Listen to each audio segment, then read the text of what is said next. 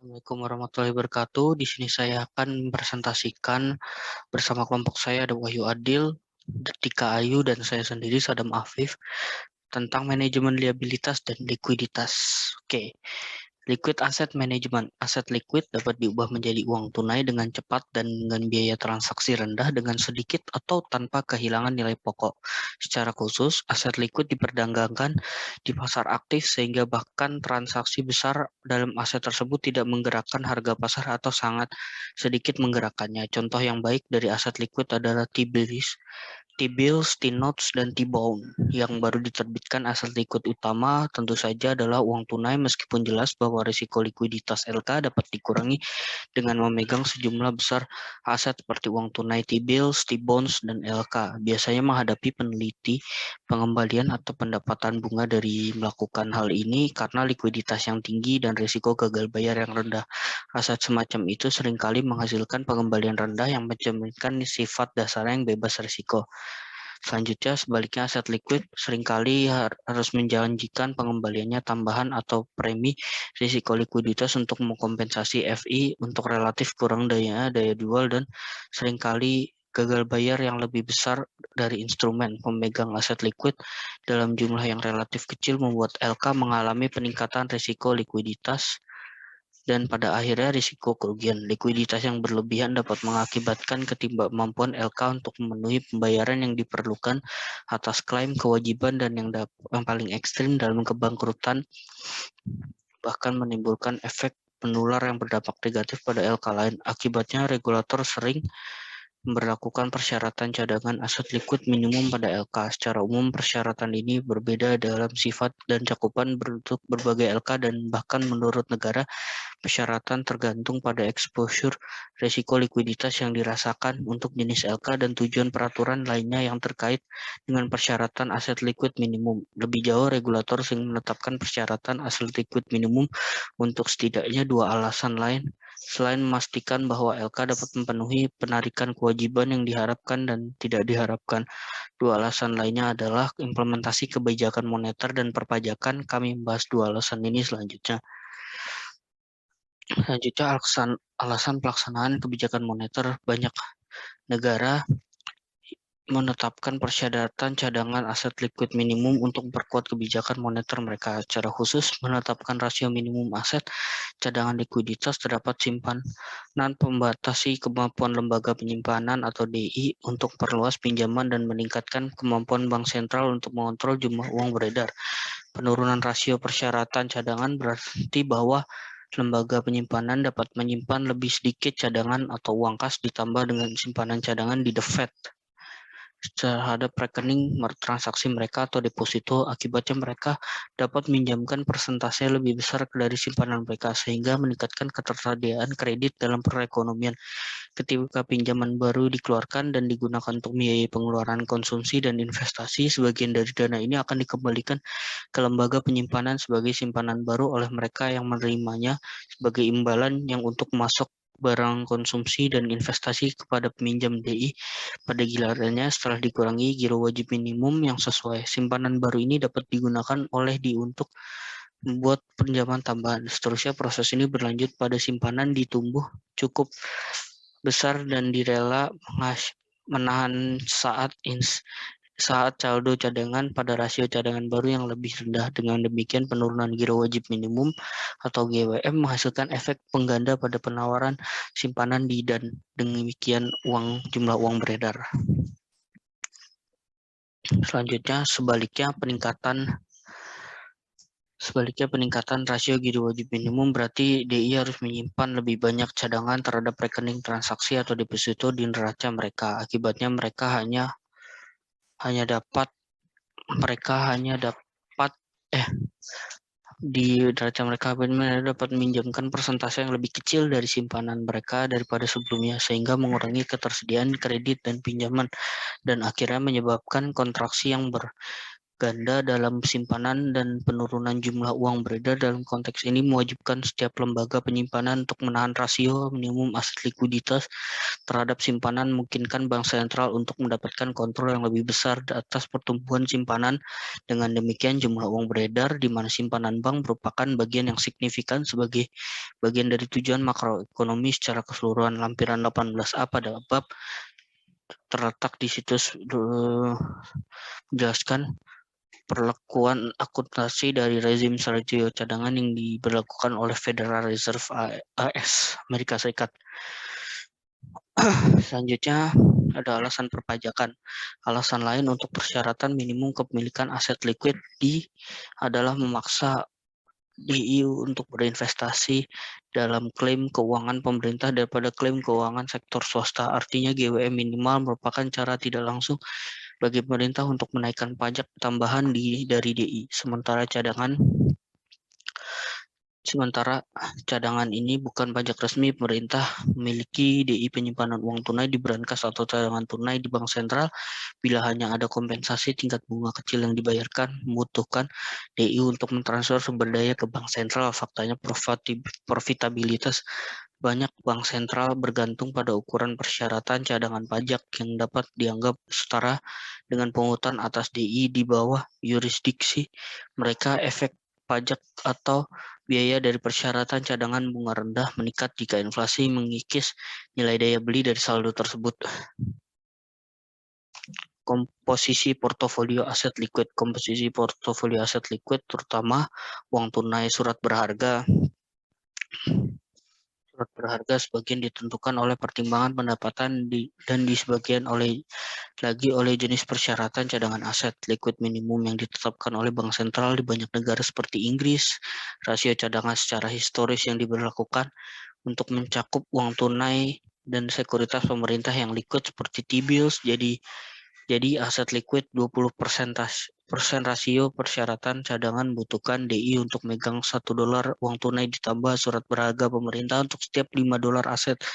Banyak negara bagian di Amerika Serikat memberlakukan rasio aset liquid pada perusahaan asuransi jiwa yang membutuhkan uang minimum dan kepemilikan sekuritas pemerintah di neraca mereka. Sebaiknya persyaratan minimum aset liquid pada DIS di Amerika Serikat telah berbasis uang tunai dan telah mengecualikan sekuritas pemerintah. Akibatnya surat berharga pemerintah kurang bermanfaat karena tidak diperhitungkan sebagai bagian dari cadangan yang dimiliki oleh DI dan pada saat yang sama menghasilkan pengembalian yang dijanjikan lebih rendah daripada pinjaman. Namun demikian banyak DI yang melihat kepemilikan surat berharga pemerintah sebagai kinerja yang berguna, cadangan sekunder atau penyangga fungsi pada saat krisis likuiditas. Ketika terjadi pengurasan cadangan kas yang signifikan, sekuritas ini dapat diubah menjadi uang tunai dengan cepat dan dengan sedikit kehilangan nilai pokok karena sifat mendalam dari pasar di mana aset ini diperdagangkan. Selanjutnya, return risiko trade-off untuk aset liquid. Selanjutnya, return risiko trade-off untuk aset liquid.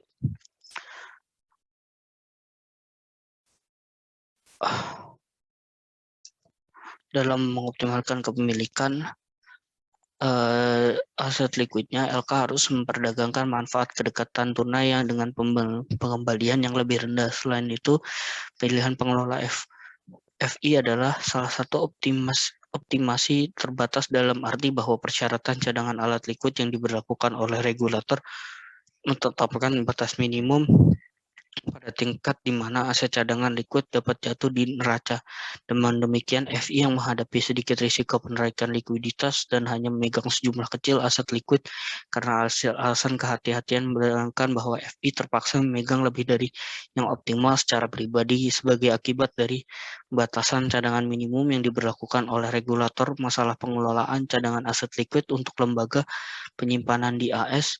Bagian ini membahas risiko pengembalian trade-off, menjalankan posisi aset liquid, dan kendala yang dikenakan pada posisi ini. Kami menyajikan contoh terperinci dari manajemen likuiditas di AS di bawah persyaratan cadangan minimum saat ini yang diberlakukan oleh Federal Reserve. Nah, selanjutnya slide berikutnya.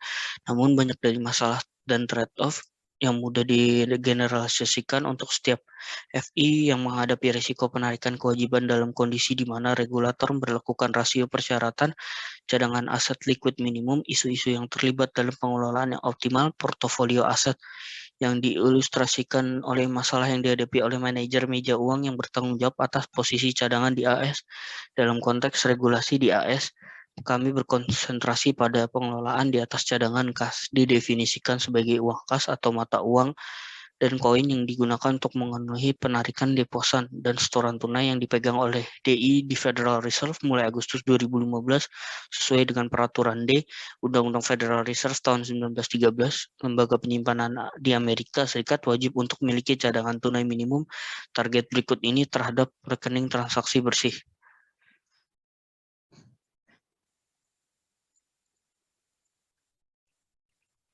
Yang selanjutnya ini adalah contoh soal. Contoh dari penghitungan rata-rata yang diperlukan cadangan.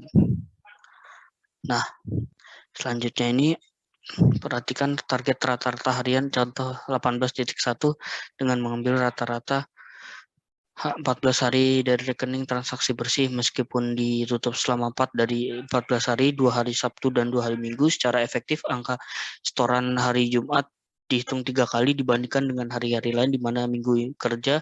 Ini berarti bahwa manajer DI yang dapat terlibat dalam strategi di mana simpanan lebih rendah pada hari Jumat rata-rata dapat menurunkan persyaratan cadangan DI. Ini mungkin penting jika kepemilikan cadangan aset liquid yang diperlukan berada di atas tingkat optimal dari perspektif DI untuk menangani pengurasan likuiditas karena penarikan simpanan yang diharapkan dan tidak terduga. Salah satu strategi yang digunakan bagi DI untuk mengirim simpanan ke luar negeri yaitu mentransfer ke anak perusahaan asing pada hari Jumat ketika pengurangan simpanan efektif diperhitungkan 3 dari 14 dari periode 2 minggu dan untuk mengembalikan pada hari Senin berikutnya ketika peningkatan dihitung hanya 1 dari 14 dari periode 2 minggu. Tindakan ini dilakukan secara efektif mengurangi rata-rata giro pada neraca di periode 14 hari dengan 2-14 kali jumlah yang dikirim ke luar negeri dan dengan demikian mengurangi jumlah cadangan yang perlu disimpan. Analis menyebut ini sebagai permainan akhir pekan. Nah, selanjutnya ini ada rekening dari transaksi bersih dari saldo cash vault Bank ABC dalam jutaan dolar. Oke, selanjutnya presentasi ini akan dilanjutkan oleh Tika Ayu.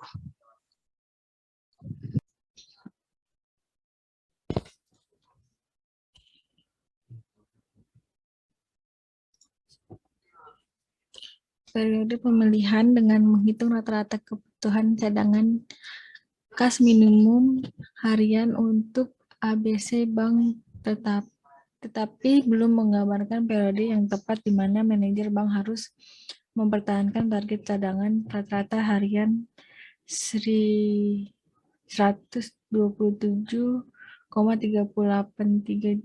juta dolar ini. Cadangan dapat disimpan baik sebagai uang tunai atau sebagai simpanan yang dipegang oleh DI di Federal Reserve, di mana di bawah peraturan saat ini rata-rata uang kas harian yang disimpan selama periode perhitungan cadangan 30 Juni hingga 13 Juli dalam contoh kita digunakan dari cadangan yang diperlukan lembaga untuk menentukan saldo cadangan yang harus dipertahankan di Federal Reserve. Selain itu ada jeda 30 hari antara awal periode perhitungan cadangan dan awal masa pemeliharaan cadangan, di mana simpanan di Bank Federal Reserve harus memenuhi atau melebihi yang disyaratkan. Manajer cadangan mengetahui komponen kas brankas dari target cadangan. Karena ini didasarkan pada rata-rata kas brankas yang dipegang oleh bank selama periode perhitungan cadangan, seperti yang dilaporkan dalam tabel 18-1, saldo harian dalam deposito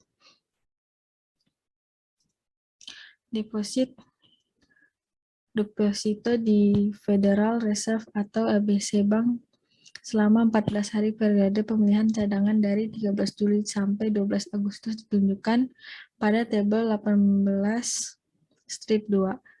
karena saldo harian rata-rata dalam kas lemari besi ditunjukkan dalam tabel 18 strip 1 berdasarkan 25,357 juta dolar. Saldo target harian rata-rata untuk deposito di Federal Reserve adalah 102,026 juta dolar, yaitu 25,357 juta dolar tambah 102,026 juta dolar.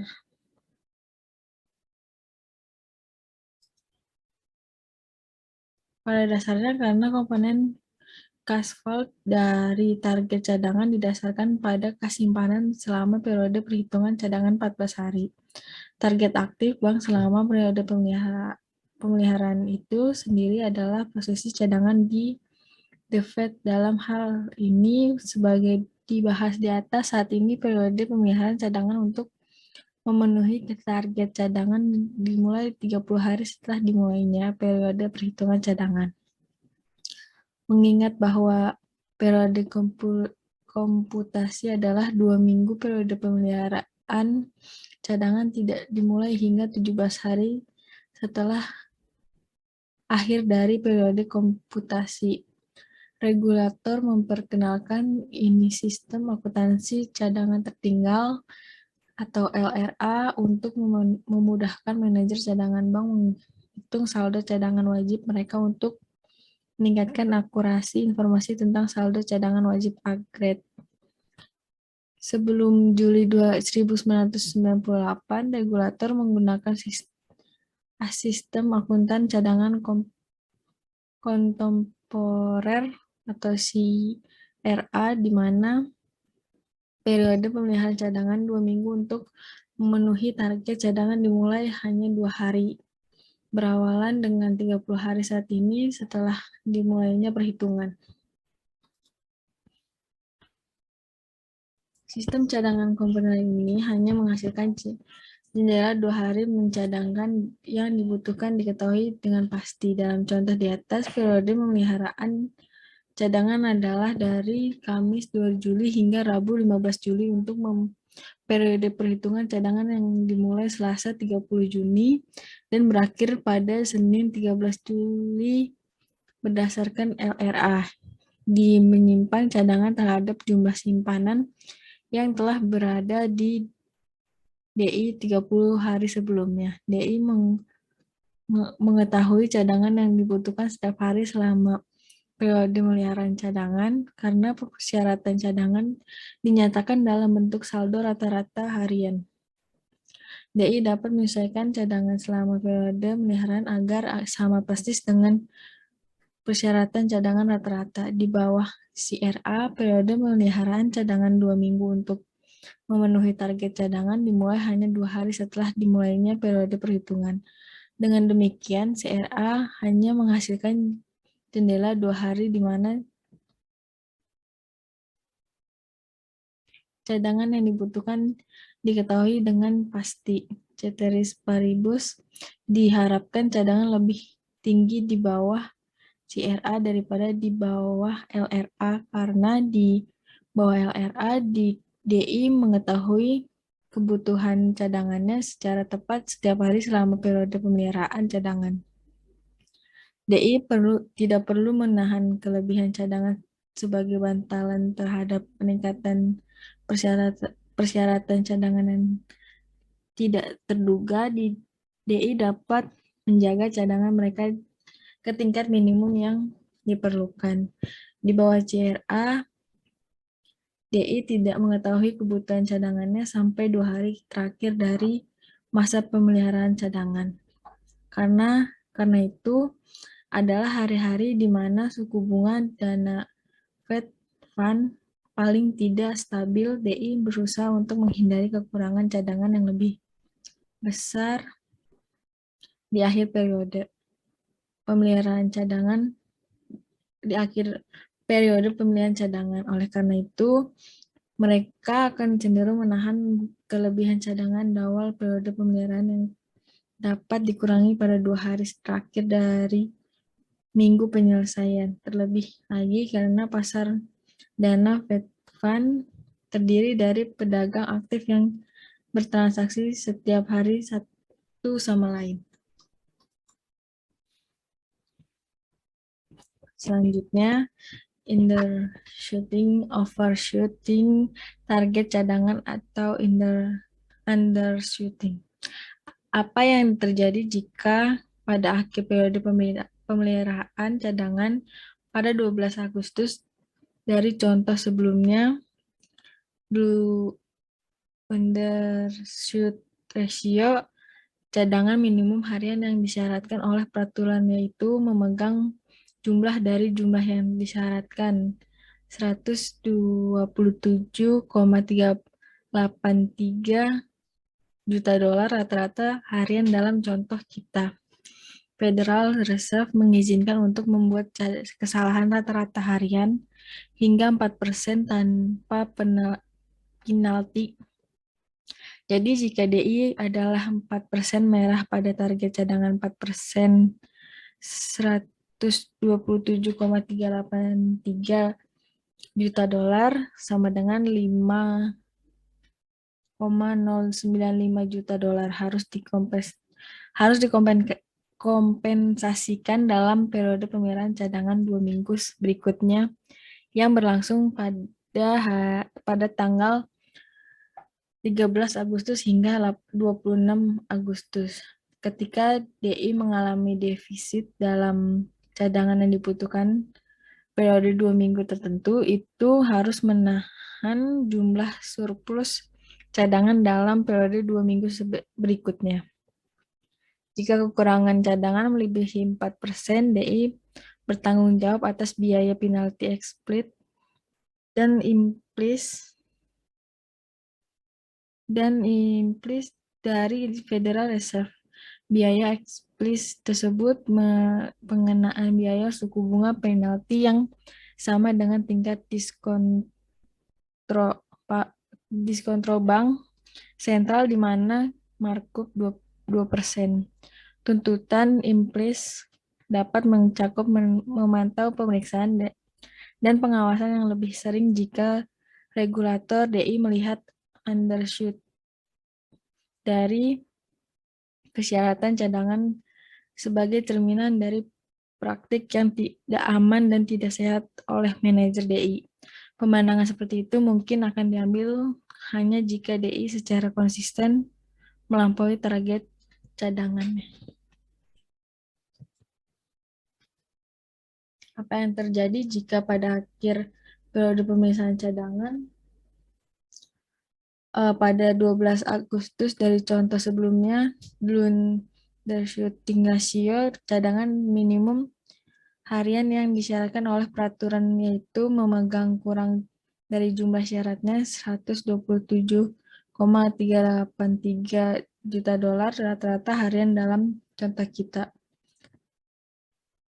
Federal Reserve mengizinkan untuk membuat kesalahan rata-rata hingga 4% tanpa penalti. Jika DI adalah 4% marah pada target cadangannya ke 4%, 127,383 juta dolar sama dengan 5,095 juta dolar harus dikompensasikan dalam periode pemeliharaan.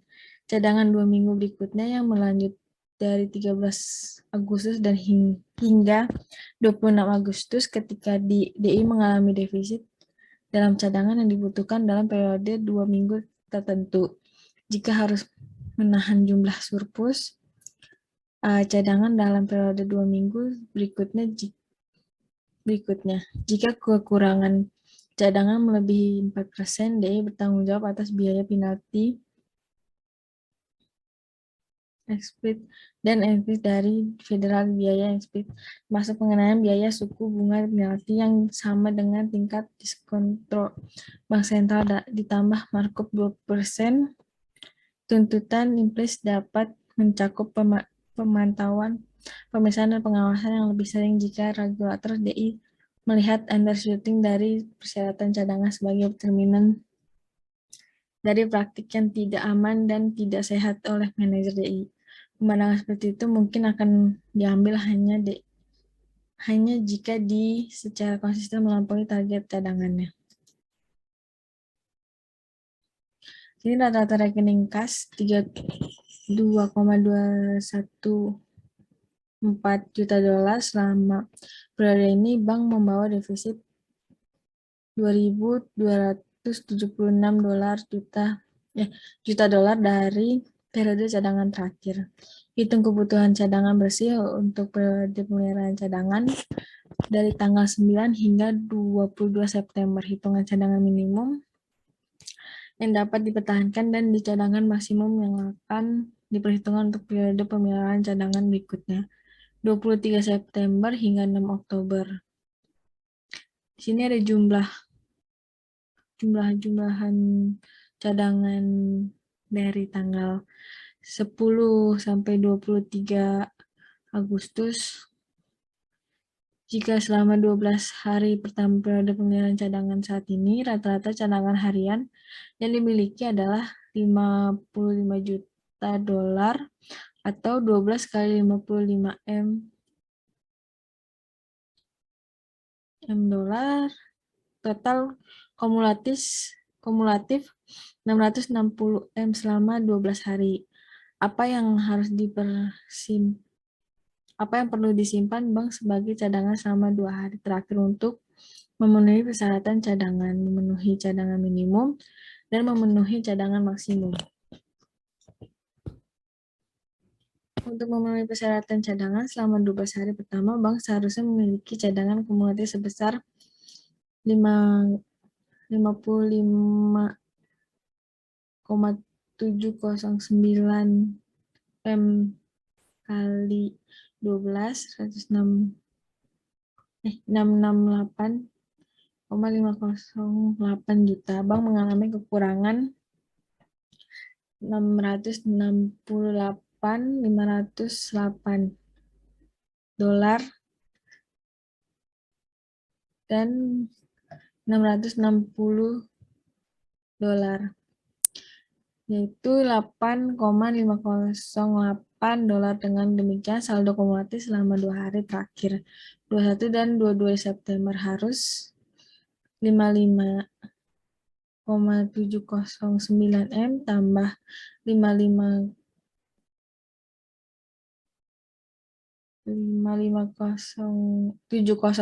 M tambah 8.508, yaitu totalnya 119.926.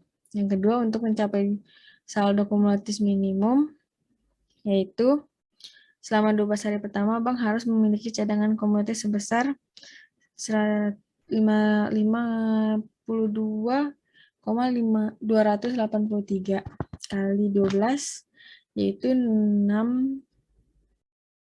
627.396 juta dolar. Bank mengalami surplus, yaitu 627,396 M 166 sama dengan 32.604. Dengan demikian saldo kumulatif selama 2 hari terakhir 21 dan 22 harusnya totalnya jadi 71,962 juta. Untuk yang ketiga, mencapai saldo kumulatif maksimum, yaitu totalnya 169,890 juta dolar. Atau bank harus menjalankan saldo cadangan antara 71.962 juta dan 167,89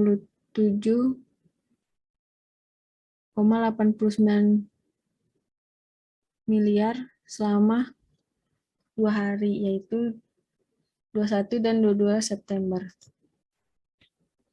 Dalam investing target, manajer DI harus mempertimbangkan biaya eksplisit dan dari undershooting terhadap potensi manfaat. Secara khusus, mungkin manfaat untuk melakukan undershoot jika posisi cadangan DI yang optimal secara pribadi atau kehati-hatian kurang dari minimum yang ditetapkan peraturan atau ada biaya peluang yang sangat tinggi untuk memenuhi target GWM, mungkin ada biaya peluang tinggi untuk memenuhi kehitungan masa depan mungkin signifikan.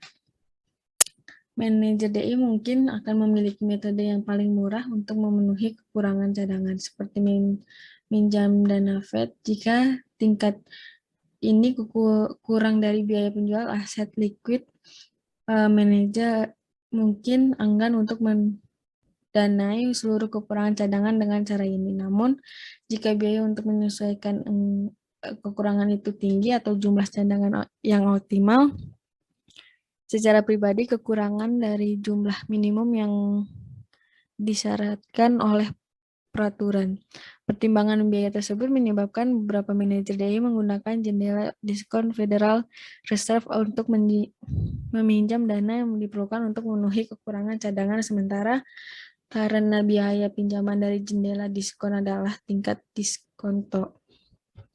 Tingkat yang diatur oleh Federal Reserve tinggal diskonto jendela secara historis ditetapkan di bawah dana Fed dan tingkat keamanan pemerintah dan menawarkan biaya pinjaman yang sangat menarik untuk DI dengan cara kekurangan sebagai periode pemeliharaan cadangan terakhir. Namun, pinjaman jendela diskon bermaksud untuk menggunakan oleh DI berdasarkan kebutuhan dana terakhir.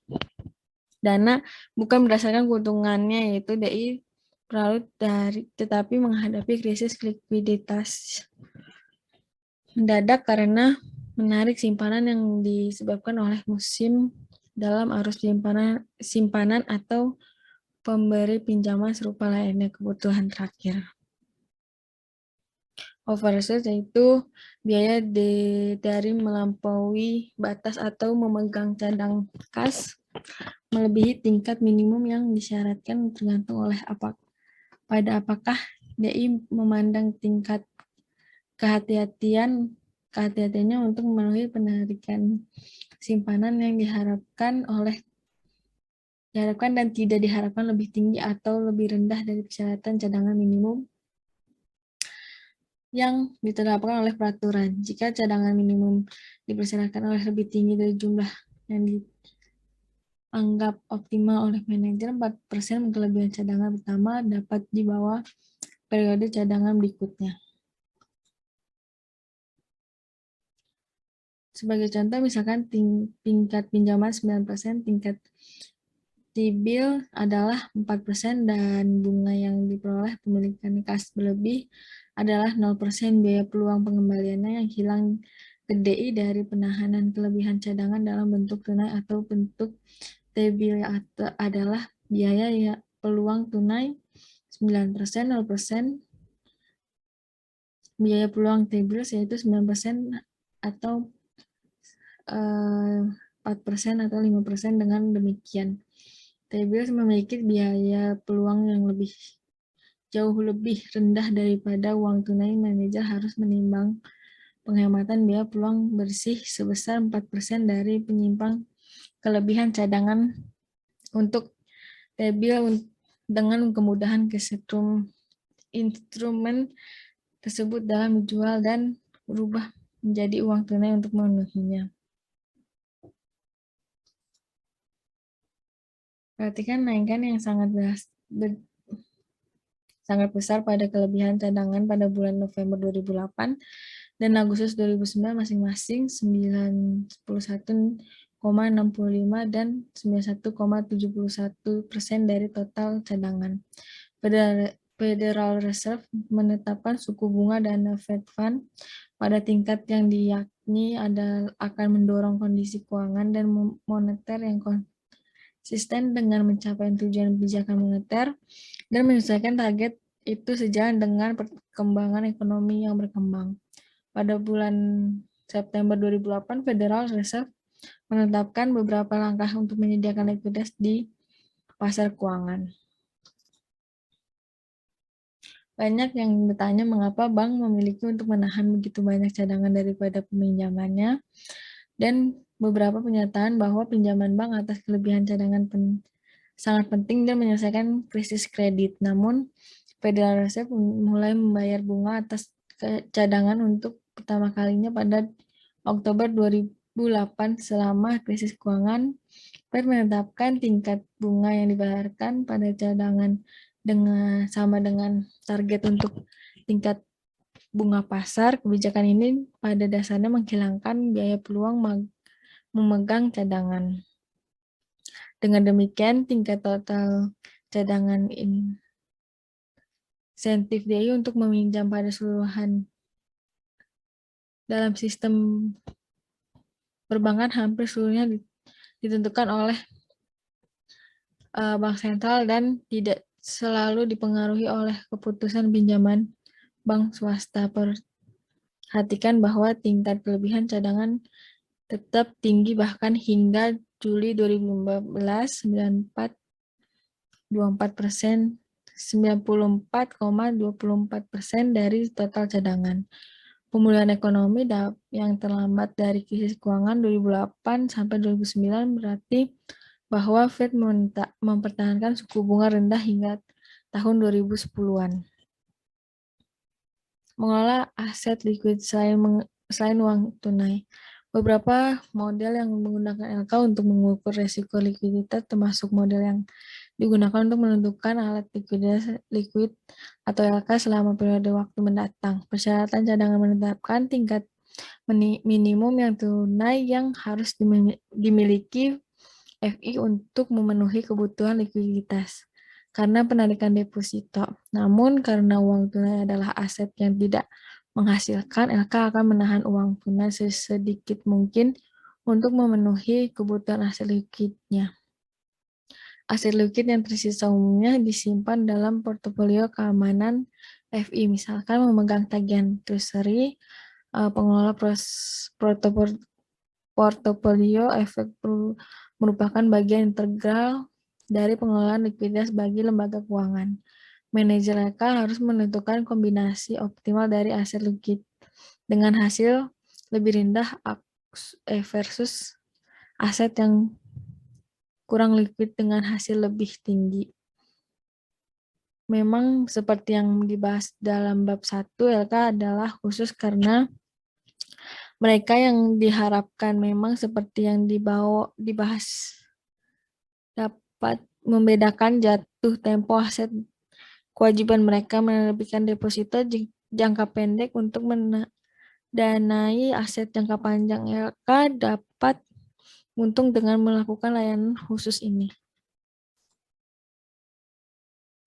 Namun selama krisis likuiditas seperti selama krisis keuangan 2008 sampai 2009, kemampuan untuk melikuidasi aset yang kurang likuid ini dapat sangat dibatasi dan bahkan dapat mempengaruhi solvabilitas atau FI. Dalam hal ini risiko likuiditas terkait dengan risiko operasional, yaitu peristiwa likuiditas eksternal yang tidak terduga dan tidak dapat dikendalikan oleh FI dapat mempengaruhi kemampuan FI untuk beroperasi. Tambahan, jika LK menghapus pinjaman dari neracanya, LK dapat menggunakan dana yang diterima dari penjual pinjaman untuk melunasi deposan, yaitu mengecilkan ukuran LK. Ini mengurangi simpanan FI dan karenanya persyaratan cadangannya yang seperti disebutkan sebelumnya dapat dilihat sebagai pajak peraturan dan dengan aset yang lebih sedikit modal yang dibutuhkan LK dapat dikurangi. Manajer likuiditas sebagai masalah manajemen Kniff-Edgy. Pengelolaan posisi likuiditas DI adalah suatu dari situasi ujung pisau karena memegang terlalu banyak aset likuid menghukum pendapatan DI dan Dengan demikian, pemegang sahamnya, manajer DI yang memiliki aset likuid dapat jumlah berlebihan tidak mungkin tahan lama. Demikian pula seorang manajer yang secara berlebihan melampaui target cadangan menghadapi peningkatan risiko krisis likuiditas dan intervensi peraturan. Sekali lagi, masa jabatan manajer seperti itu di DI mungkin relatif singkat.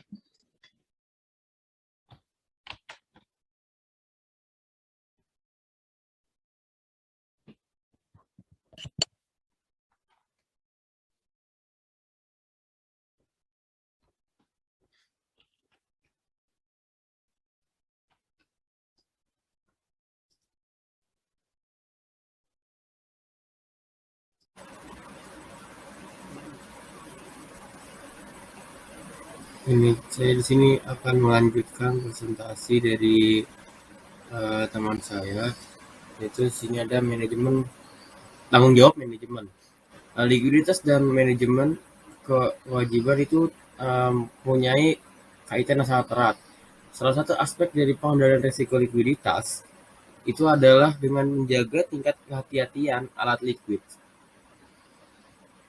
Ada juga tuh aspek lainnya, antara lain tuh kayak pengolahan struktur kewajiban untuk di DI untuk mengurangi kebutuhan alat likuid dalam jumlah yang besar untuk memenuhi penarikan kewajiban.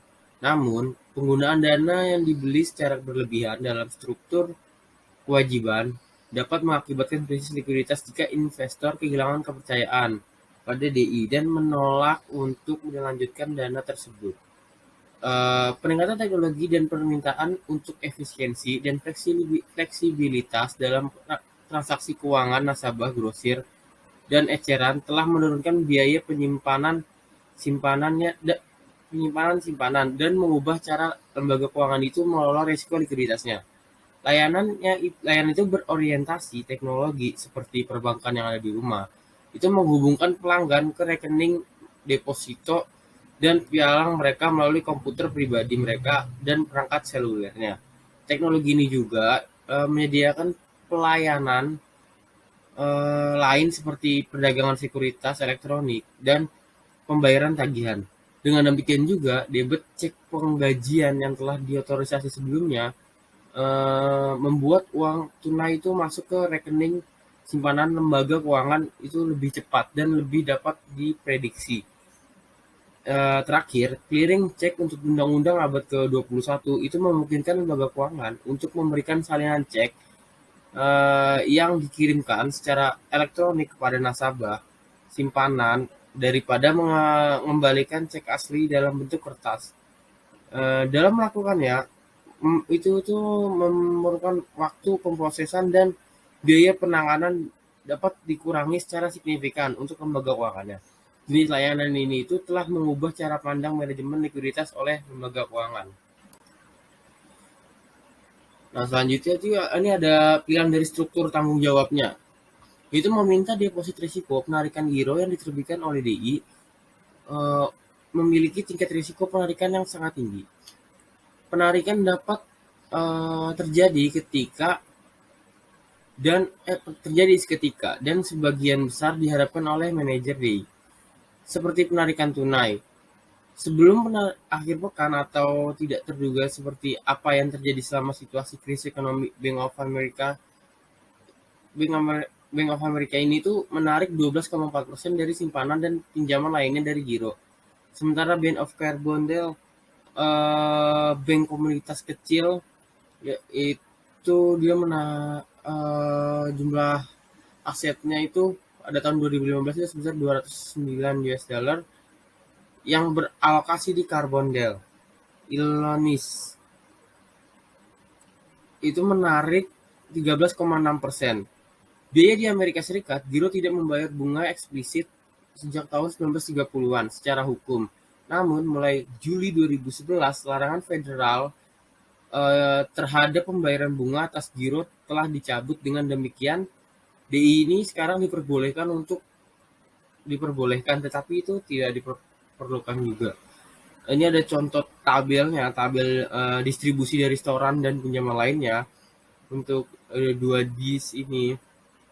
Itu ada Bank of America sama Bank Carbon gitu. Nah, selanjutnya ada rekening giro berbunga yang sekarang.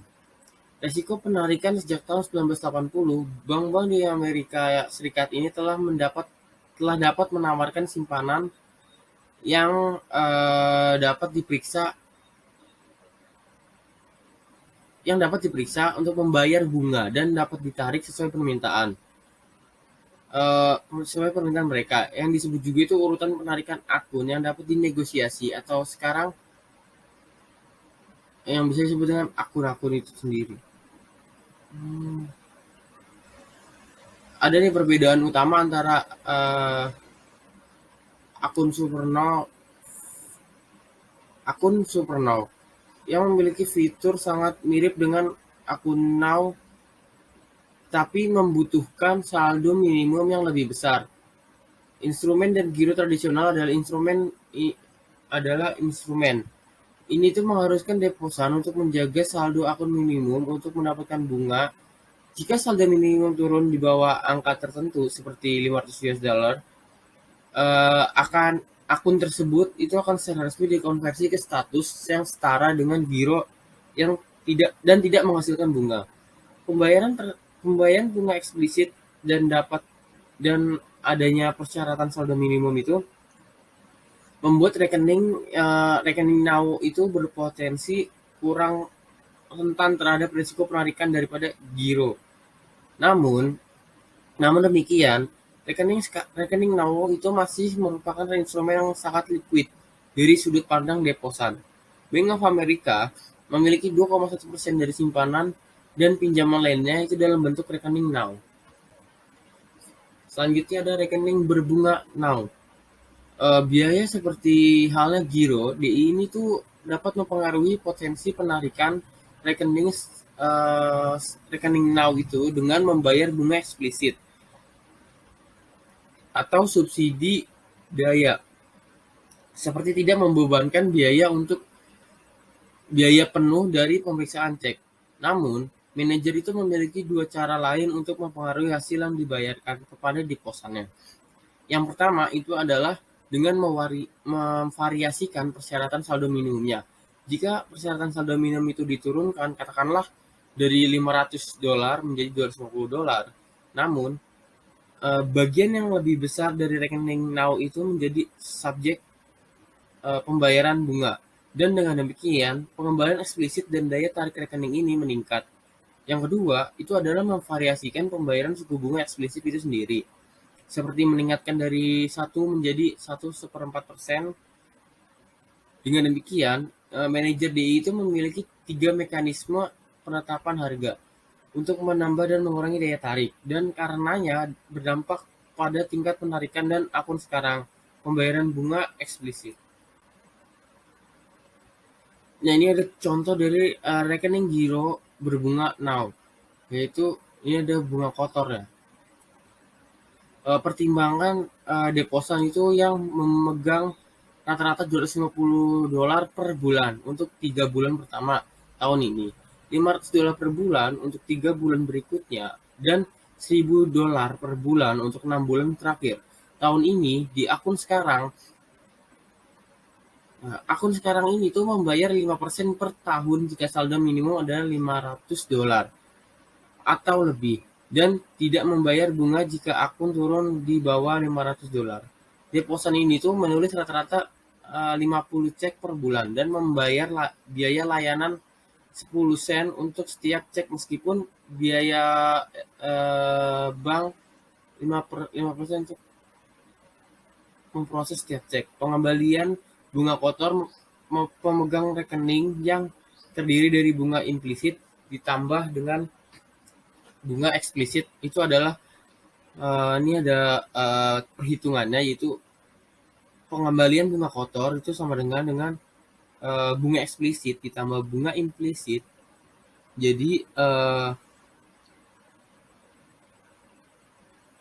$500 dikali 0,05 dikali 0,02 ditambah $1.000 dikali 0,05 dikali 0,5 ditambah 0,15 dikali 0,10 dikali 50 dikali 12 sama dengan 6,25 dolar ditambah 25 dolar ditambah 30 dolar sama dengan 61,25 dolar. Misalkan saldo minimum itu turun dari 500 dolar menjadi 250 dolar dan biaya layanan cek diturunkan dari 10 sen menjadi 10 sen per cek.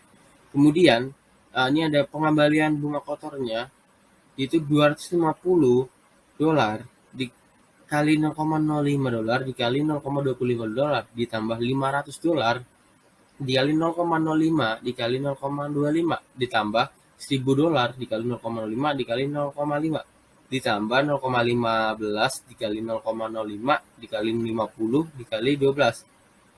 Jadi 3,125 ditambah 6,25 dolar ditambah 25 dolar tambah 60 dolar jadi totalnya adalah 94,375 dolar. Selanjutnya ada rekening giro berbunga now. Yang pertama itu ada resiko penarikan tabungan. Buku tabungan umumnya kurang liquid daripada giro dan rekening now karena dua alasan. Yang pertama itu mereka tidak diperiksa dan biasanya melibatkan kehadiran fisik di institusi untuk menarikan. Yang kedua, DI ini memiliki kekuatan hukum untuk menunda permintaan pembayaran atau penarikan selama 1 bulan. Itu jarang dilakukan. Dan DI ini biasanya juga memenuhi permintaan penarikan dengan pembayaran tunai langsung. Tetapi mereka memiliki hak hukum untuk menunda pembayaran tersebut. Yang mana itu memberikan pengendalian risiko penarikan yang penting bagi manajer DI. Untuk Bank of America, buku tabungan itu adalah 34% dari deposito dan pinjaman lainnya. Untuk Bank of Carbondale, mereka adalah 14%. Selanjutnya ada biaya. Karena akun-akun ini itu tidak dapat diperiksa, pembayaran suku bunga implisit kemungkinan itu kecil. Dengan demikian, biaya pokok untuk DI itu adalah pembayaran bunga eksplisit atas akun-akun ini.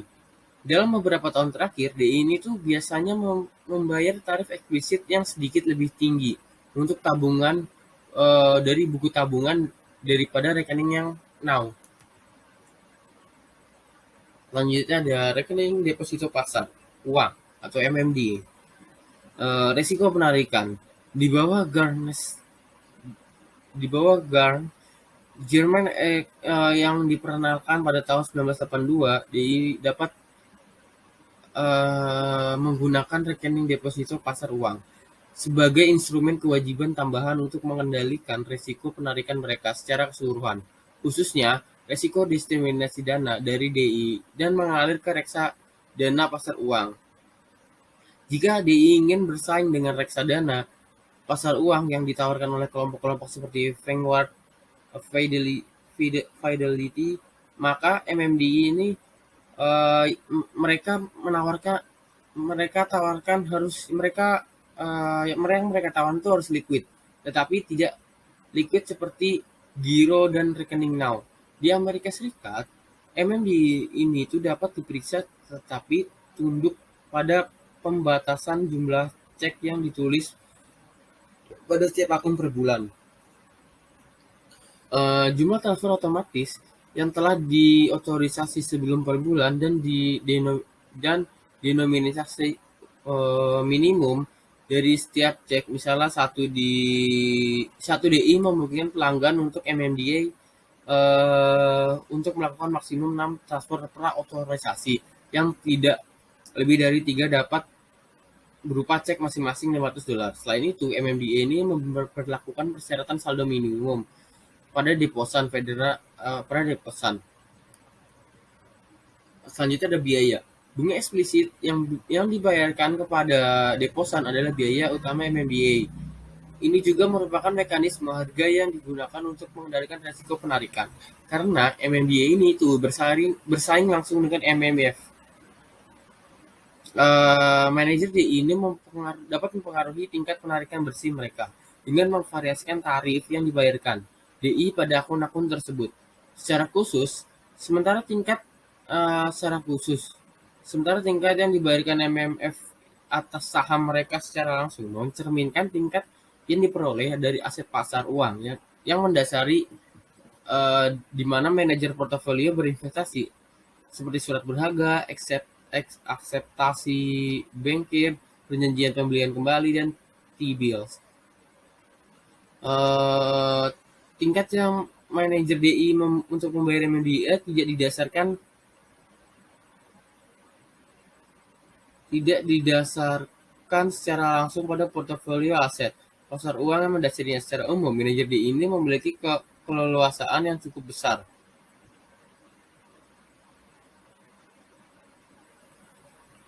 untuk mengubah tarif dan dibayarkan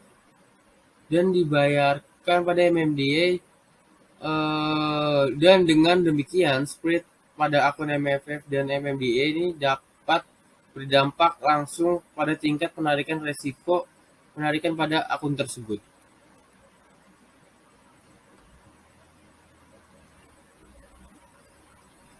Yang saja adalah risiko berjangka retail dan CD. Risiko penarikan CD retail deposito berjangka dengan nilai nominal di bawah $100. CD retail adalah instrumen dengan jatuh tempo tetap dengan nilai nominal di bawah $100. Dengan desain kontrak deposito berjangka dan sertifikat deposito retail CD itu mengurangi risiko penarikan kepada penerbitnya. Deposito berjangka kecil membawa penalti penarikan awal, meskipun ukuran jatuh tempo dan harga pada CD ini dapat dinegosiasi. Sebagian besar DI menerbitkan CD retail yang standar. Secara umum DI ini tuh menawarkan deposito berjangka dan CD dengan jangka waktu bervariasi dari 2 minggu hingga 8 tahun. Apabila deposan tidak ingin menarik sebelum jatuh tempo deposito berjangka atau kontrak CD, peraturan memberikan wewenang kepada DI untuk mengenakan denda pada deposan yang menarik, seperti hilangnya bunga jumlah bulan tergantung pada saat jatuh tempo depositonya. Selanjutnya CD grocery itu pertama ada biaya, karena sifatnya yang menjamin tingkat RP biasanya berada di bawah tingkat dana federal. Juga tingkat RP ini umumnya menunjukkan fluktuasi antara hari yang lebih sedikit daripada tingkat dana Fed Fund-nya. Selanjutnya ada penerimaan bankir. Bank sering kali mengubah letter of credit off balance sheet menjadi akseptasi bankir on balance sheet atau BA, dengan mendiskontokan letter of credit yang diberikan oleh pemegang untuk akseptasi. Selanjutnya, BA ini kemudian dapat dijual kembali kepada investor pasar uang. Dengan demikian, penjualan BA ke pasar sekunder merupakan sumber pendanaan tambahan.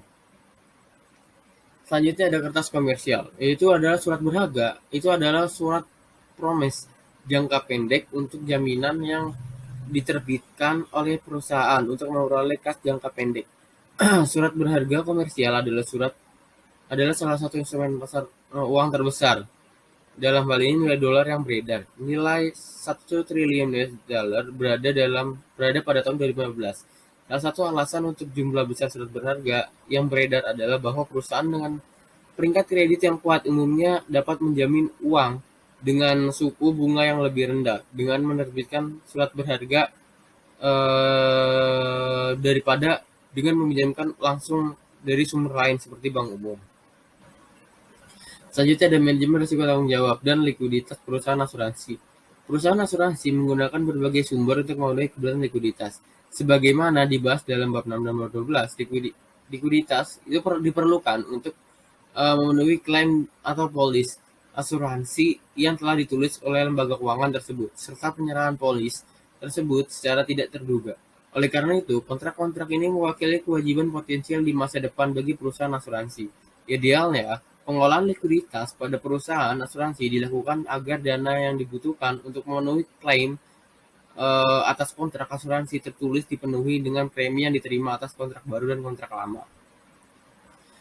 Sebagai alternatif, perusahaan asuransi itu dapat memenuhi kebutuhan likuiditas dengan memegang aset yang relatif dapat dipasarkan untuk menutupi pembayaran klaim. Aset itu seperti obligasi pemerintah dan korporasi dan saham korporasi biasanya dapat dilikuidasi dengan cepat. Selanjutnya adalah manajemen risiko tanggung jawab dan likuiditas pada lembaga keuangan lain. Lembaga keuangan lain seperti perusahaan sekuritas, eh, perusahaan pembiayaan dan dapat mengalami resiko likuiditas jika mereka mengandalkan pembiayaan jangka pendek.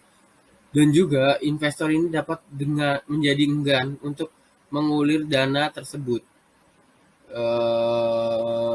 Sumber utama pendanaan untuk perusahaan sekuritas adalah perjanjian pembelian kembali, pinjaman panggilan bank, dan posisi short dalam sekuritas. Manajemen likuiditas untuk lembaga keuangan ini membutuhkan kemampuan untuk memiliki uang tunai yang cukup dan sumber daya yang liquid lainnya untuk menjamin sekuritas baru atau pembeli itu dari penerbit berkualitas sebelum menjual kembali ke sekuritas ini kepada investor lain. Selanjutnya, mungkin sekian presentasi dari saya. Kurang lebihnya mohon maaf. Wassalamualaikum warahmatullahi wabarakatuh.